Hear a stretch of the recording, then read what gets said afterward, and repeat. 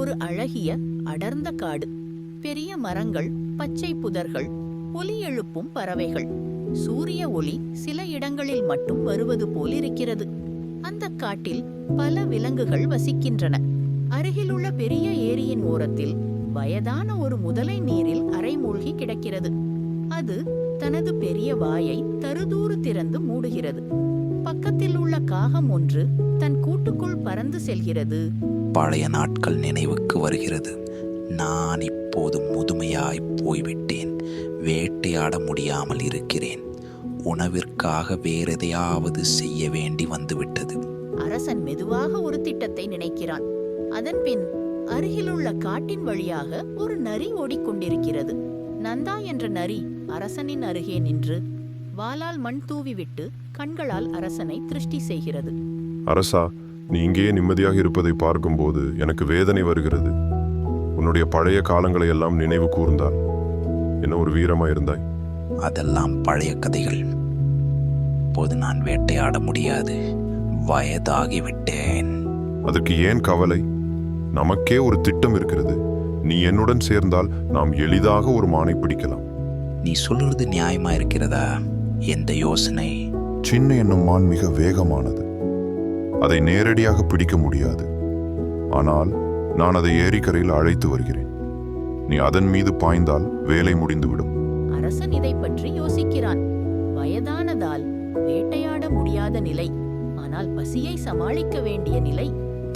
சரி, செய்யலே. ஆனால் எதை செய்தாலும் கவனமாக செய்ய வேண்டும்.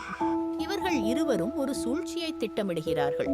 அந்த காட்டின் மற்றொரு பக்கம் சின்னு என்ற ஒரு அழகிய மான் ஒரு சிறு மேடையில் குதித்து விளையாடிக் கொண்டிருக்கிறது.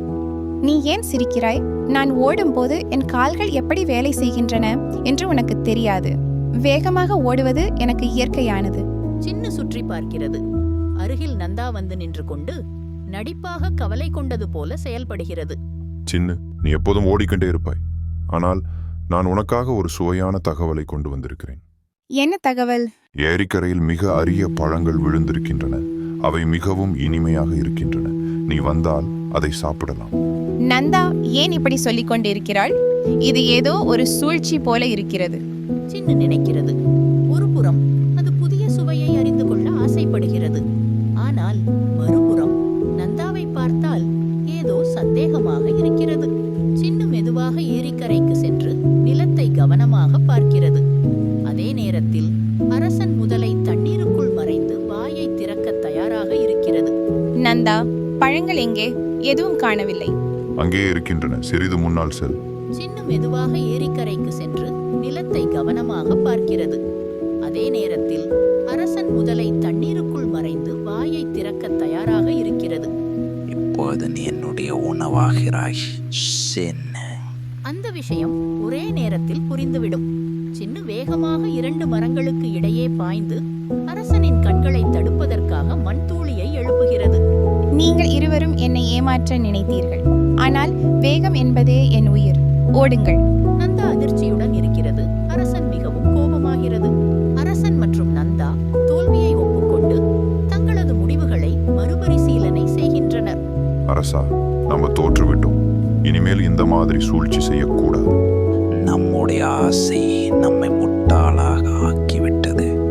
உண்மை நண்பர்களாக இருக்க வேண்டும், ஏமாற்றுவதற்கு இல்லை. நண்பர்களே, வாழ்க்கையில் எப்போதும் நேர்மையாக இருங்கள். நான் வேகமாக இருந்ததால் உயிர் தப்பினேன். ஆனால் உண்மையான நட்பே மேலானது. அந்த காட்டில் இனி எல்லோருக்கும் நல்ல வாழ்க்கை கிடைக்கிறது. அரசன் நன்கு யோசித்து நடக்கிறது. நந்தா நல்ல மனித நேயத்தை பிடிக்கிறது. சின்னு என்றும் தனது வேகத்தை இழக்கவில்லை.